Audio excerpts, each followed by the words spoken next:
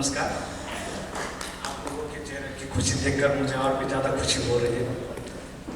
हमारे अतिथि महोदय सीओ साहब अभी हमसे जुदा होने वाले हैं, लेकिन वो मुझे हमेशा याद आते हैं। जब मैं नहाता हूँ ना, नहाते समय हमेशा इनकी याद आती है, क्योंकि जो गीजर लगा रखा है ना, उसका गर्म पानी जब आता है ना, मुझे पक्का इनका याद आता है।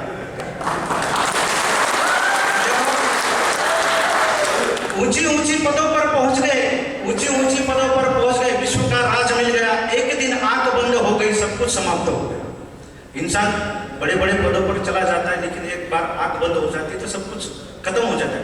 लेकिन उस व्यक्ति की जो उपलब्धियां होती है, उस व्यक्ति के ने जो काम किया होता है, उसको हमेशा व्यक्ति याद करता है, हर इंसान उसको याद करता है। इसलिए हमारे सीओ साहब हमको हमेशा याद आते रहेंगे। दूसरी बड़ी खास बात ऐसी है कि सब लोग बोलते थे कि रम अलाउंस मिल रहा है, लेकिन वो नहीं मिल रहा है। रम अलाउंस मिल रहा है, लेकिन वो नहीं मिल रहा है। अभी वो भी आ गया। अब वो आ गया तो उसकी कहानी ऐसी है, क्वार्टर मास्टर के चेहरे के मुस्कुराहट देखना। क्वार्टर मास्टर के चेहरे की मुस्कुराहट, हाय क्वार्टर मास्टर ऐसा उछल कूद के बता रहा है, आ रही है, आ रही है। एक दिन क्वार्टर मास्टर हेडक्वार्टर में आ गया तो इधर से उनको खाली धोखा दे दिया। तो क्वार्टर मास्टर क्या कंपनी में लेके आ गए, सभी जवानों को दिखाया, स्पेलिंग ढंग से किसी को पढ़ने नहीं आ रहा है, क्या है, कौन सी है। बोले अब ये तो पीने के बाद ही पता चलेगा। अभी ढक्कन और पूरा खाली धोखा देखने के बाद हम जो लोग हैं, चाय भी एक ही गिलास में पीते हैं, उसी गिलास में खीर भी पीते हैं। अभी पीने वालों ने क्या कर दिया, साबुन से धो के रख दिया। उसे साबुन से धो के रख दिया, बाद में पता चला कि ये तो छुट्टी जाने के बाद ही मिलने वाला है। इशू हो, ये छुट्टी के बाद ही मिलने वाला है। अब छुट्टी के बाद मिलने वाला है तो कुछ लोगों ने अपना जो छुट्टी जाना था ना, उसको पोस्टपोन कर दिया। बोले इस महीने में नहीं, जब आएगी उस टाइम जाएगी। अभी कुछ लोगों ने तो क्या कर दिया, छुट्टी जाने से पहले नगद भुगतान पर एप्लीकेशन तो छुट्टी के बाद में लिखा, पहले इसी को लिख दिया, नगद भुगतान पर 4 बोतल। और एप्लीकेशन क्या लिखा, पत्नी मेरी धर्म पत्नी सख्त बीमार है। और उसके नीचे लिखा, नगद भुगतान पर 4 बोतल रम मिलने हेतु प्रार्थना पत्र। आवेदन नहीं, उस समय प्रार्थना। अभी उसके बाद क्या हो गया, क्वार्टर मास्टर ने सबको बता दिया। क्वार्टर मास्टर ने भी डेली झाड़ू मारते थे, जिस दिन आना था उस दिन पोछा मार दिया स्टोर के अंदर, बढ़िया सा सजा के रख दिया। अब जैसे गाड़ी आ गई, जिस आदमी को फटिक के लिए 10 बार बुलाना पड़ता था, वो सबसे पहले वहां आ गया गाड़ी उतारने के लिए।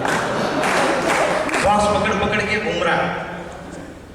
अब जैसे ही अंदर रख दिया, वो साहब कभी जाते नहीं तो 3 बार वो भी जाके आ गए, कहाँ रखा है। अब वहां जाके देख लिया तो जब वो नहीं था ना, स्टोर खुला रहता था, कोई भी आता था, कोई भी जाता था, वहां है क्या ले जाने के लिए। लेकिन जब आ गई तो क्वार्टर मास्टर भी ताला लगा के चाबी गले में डाल के घूम रहा है। तो ये जो कुछ है, हम इस चीज के बारे में बोलते हैं, लेकिन शास्त्र में इसके बारे में बहुत अच्छा बता रखा है। जैसे मैं आया था तो बोले सर यहाँ तो हेडक्वार्टर में इतने सब टैलेंटेड लोग हैं, हमको किस लिए बुलाते हैं। बोले अरे यहाँ सब टैलेंटेड है, लेकिन बेवकूफ कोई नहीं, इसलिए कंपनी से बुलाते हैं। ठीक है सर। तो बेवकूफ आदमी को कम नहीं समझना है कभी। इसके पीछे का कारण मैं बताता हूँ। आजकल की दुनिया के अंदर जितनी भी घटनाएं हुई है, उसको होशियार के साथ बेवकूफ आदमी जब मिला है ना, तभी वो घटनाएं सफल हो गई। इसलिए कोई भी आदमी किसी भी स्तर का हो, कैसा भी हो, दिखने में हो, लिखने में कैसा नहीं पढ़ता है, नहीं आता है, फिर भी किसी आदमी को कम नहीं समझना है अपने जीवन में। या हम जब रहते तो क्या हो गया कि क्यों कम नहीं समझना है कि अमृत को पाने के लिए समुद्र मंथन करना था। अमृत को पाने के लिए जब समुद्र मंथन करना था तो देवता बोले कि भाई ये तो हमारे बस की बात नहीं है, फिर इसके लिए तो असुरों को भी बुलाना पड़ेगा, तभी तो समुद्र मंथन होगा। हमारे पास इतनी ताकत नहीं है। तो जब असुरों को बुलाया, समुद्र मंथन कर लिया। अब समुद्र मंथन जब कर लिया तो उसमें से अलग अलग चीजें निकलना चालू हो गई, वराह, चंद्रमा। अभी अमृत निकलना था तो उसमें विष भी आ गया, मदिरा भी आ गई। अब देवता बड़े चालाक थे, बोले ऐसा करो, मदिरा का थोड़ा साइड में रखो, पहले अमृत तो निकालने दो, उसके बाद मदिरा के बारे में सोचा जाएगा।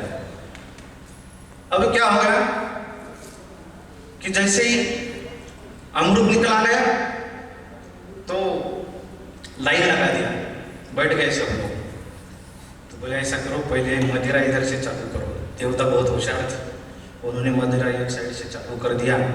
पूरे असुर दारू पे गिट्टू न हो गए, ये अमृत के बारे में भूल ही गए, अमृत निकाला है हमने। अब जिस चीज के लिए वो इतना मेहनत किया उसको भूल ही गए, और देवताओं ने चुपचाप पूरा अमृत पी के चले गए। तो इसलिए मदिरा इंसान का जो मकसद होता है उसको भुला देती है।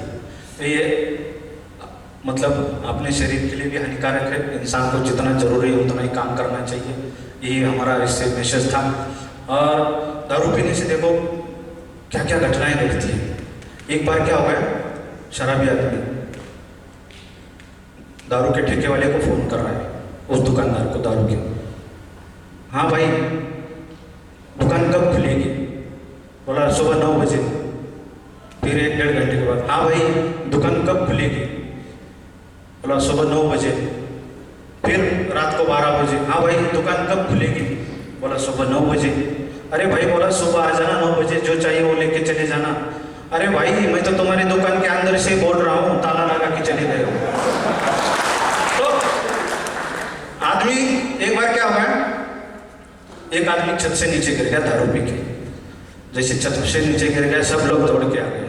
बोले क्या हो गया, क्या हो गया? बोले मुझे भी पता नहीं, जस्ट मैं अभी नीचे से ऊपर से नीचे आ गया। एक बार क्या होता है कि एक 17-18 साल का लड़का रहता है, 17 साल उम्र रहती है उसकी, और वो उसका एक्सीडेंट हो जाता है। उसका एक्सीडेंट हो जाता है, एक्सीडेंट होने के बाद उसका दिमाग में चोट आ जाती है, तो उसको हॉस्पिटल में ले जाते हैं। जैसे उसको हॉस्पिटल में ले जाते हैं तो डॉक्टर उसका ऑपरेशन करते हैं, तो उसका दिमाग ने साइड में निकाल के रख देते। अब जैसे साइड में निकाल के रख देते तो शिफ्ट चेंज हो जाती है, दूसरे डॉक्टर आते तो उसके अंदर दिमाग रखना भूल जाते हैं। अभी 18 साल होने के बाद उसका मतलब दिमाग उधर ही रह जाता है। वो CRPF में भर्ती हो जाता है वो लड़का, उसको दिमाग ही नहीं है। अभी ये किसी को पता ही नहीं है, उसका दिमाग उधर है, घर वालों को पता नहीं, कुछ नहीं। अब 6-7 साल के बाद वो डॉक्टर लोगों को पता चलता है उस हॉस्पिटल को कि हमारे इस लड़के का दिमाग इधर ही रह गया है, और उसको ऐसा ही भेज दिया बिना दिमाग। तो उसके घर में संपर्क करते, अब घर वालों को पूछते, अब भाई आपके लड़के का दिमाग किधर है, वो कहाँ पर है, उसको बिठाना है। ओहो वो तो बोला CRPF में गया है। तो माँ डर गई, बोले मेरा लड़का CRPF में गया, 5-6 साल हो गए, बिना दिमाग के कैसे नौकरी करता है CRPF में? उसके बाद दिमाग नहीं है। फिर माँ ने जल्दबाजी में उसको फोन किया, हाँ बेटा कहाँ हो? बोला माँ मैं तो अभी इधर ही हूँ। अरे तुम्हारा दिमाग तो इधर ही है, तुम कैसे 7-8 साल नौकरी किया? बोला माँ यहाँ दिमाग का तो कोई जरूरी नहीं है, कोई काम ही नहीं है, यहाँ तो बताने के लिए BHM बांट रखा है। BHM ही बताता है सब कुछ। सुबह विसल मारता है, मार्का लगाता है, फिर हमको पता चल जाता है। और शाम को रोल कॉल होता है तो रोल कॉल में बताता है कल 8 तारीख, दिनांक 8 तारीख सुबह मार्का 6:15 बजे, 6:30 बजे मार्च, 2 परेड पिटी होगा, उसके बाद नाश्ता होगा। यहाँ माँ अगर मैं यहाँ अपना दिमाग चलाऊंगा ना, ये लोग मुझे घर भेज देंगे। यहाँ मुझे अपना दिमाग चलाने की जरूरत नहीं है। मैं अगर उल्टा चेयर भी रख देता हूँ ना तो वो लोग आके बताते हैं, अरे ऐसा नहीं, इसको ऐसा घुमा के रख लो। इसलिए माँ मुझे दिमाग चलाने की जरूरत नहीं। यहाँ जब मैं रिटायरमेंट आऊँगा 20 साल के बाद, तब मुझे मेरा दिमाग दे देना। तो इस कहानी का तात्पर्य यही है कि हम लोगों का काम है सिर्फ आदेश, और उसको सही तरह से फॉलो करना। आपको हर समय मतलब बार बार आपको आदेश दिए जाते हैं और कोई गलत आदेश नहीं होता है, सही आदेश होते हैं, इसलिए हमेशा उसको अच्छी तरह से फॉलो करना है। तो क्या होता है, रिटायरमेंट के बाद फौजी आदमी ना बहुत ज़्यादा एक्साइटेड होता है। रिटायरमेंट के बाद तो उसको पता नहीं, पूरा गांव का ठेका लेके रखता है। एक ऐसा ही फौजी आदमी रिटायरमेंट का समय हो गया, मतलब जाना था। अब उसमें में क्या हो गया कि एक बंदूक भी खरीद लिया कि गांव में जाके कुछ कर लेंगे करके। अब जब बंदूक खरीद लिया तो जैसे रिटायरमेंट चले गए तो गांव में पता चला उनको कि गांव में शेर आ रहा है और गाय बकरी भैंस सब लेके खा रहा है। तो बहुत परेशान थे गाँव वाले। तो ये फौजी आदमी बोला, अरे आप क्यों चिंता कर रहे हो, मैं आ रहा हूँ ना, मेरे पास बंदूक है, मैंने वो ट्रेनिंग किया है, मुझे कैमोफ्लेज एंड कंसीलमेंट के बारे में भी पता है। वो पूरे गांव को इकट्ठा करके फिर कैमोफ्लेज एंड कंसीलमेंट के बारे में बताने लग गया। अभी कैमोफ्लेज कंसीलमेंट के बारे में बताने लग गया कि तो गाँव वाले भी बड़ा गौर से सुन रहे थे क्या बोल रहे हैं, उनको इतना समझ में नहीं आ रहा था कैमोफ्लेज एंड कंसीलमेंट क्या है।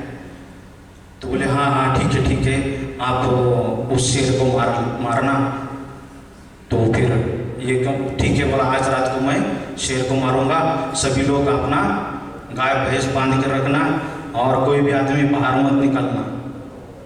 अब इन्होंने क्या कर दिया, कैमोफ्लेज कंसीलमेंट में गाय का चमड़ा लेके सिंग विंग लगा के वो जंगल के किनारे गांव के पास एम्बुश लगा दिया। अब जैसे एम्बुश लगा दिया, किसी का बैल छूट गया। जैसे ही बैल छूट गया, बैल घूमते घूमते उस गाय के पास चला गया। अभी एम्बुश टूट गया, गाय आगे बैल पीछे, पूरी रात भर दौड़ता रहा कैमोफ्लेज कंसीलमेंट के साथ। पूरी रात भर दौड़ता रहा, गाय आगे बैल पीछे, घुटने छिल गए, सब कुछ हो गया। सुबह 11 बज गए। 11 बजने के बाद गांव में आ गया, सबको जोर जोर से चिल्ला रहा, बोले शेर मार दिया। बोले शेर कहाँ मार दिया, मुझे पहले ये बताओ, ये बैल किसका था जिसने रात को छोड़ा था। तो रिटायरमेंट के बाद जाके इतना ज़्यादा ठेका नहीं लेना है गाँव का, अपना जो हमें करना है उसको करना है। तो क्या होता है कि हमेशा आदमी अपना मकसद इसलिए भूलता है क्योंकि जब तक प्रेरणा रहती है, जब तक प्रेरक रहता है तब तक प्रेरणा रहती है। लेकिन हमारे सीओ साहब ने हमको बहुत अच्छा गाइडेंस किया, हम भी इनके अंडर में 2 साल सर्विस किए, काफ़ी अच्छा रहा, मुझे तो बहुत ही अच्छा लगा। तो क्या हो जाता है कि अजब अजब की स्थितियाँ होती है। आजकल का माहौल ऐसा है कि पूछो ही मत। एक आदमी डॉक्टर के पास चला गया। जैसे डॉक्टर के पास चला गया, डॉक्टर को बोला मैं काफ़ी बीमार हूँ। डॉक्टर ने चेकअप कर लिया। जैसे डॉक्टर ने चेकअप कर लिया, अरे ओ तुम्हारे तो दोनों टांगें नीली पड़ गई। बोले क्या करना पड़ेगा, दोनों टांगें काटना पड़ेगा। दोनों टांगें काट दी, डुप्लीकेट टांगें बिठा दी। फिर 10-15 दिन के बाद वो डुप्लीकेट टांगें भी नीली पड़ गई। फिर डॉक्टर के पास आ गए, बोले डॉक्टर साहब ये टांगे भी नीली पड़ गई। ओह तुम्हारे जीन्स का ही कलर छूट रहा है। तो अभी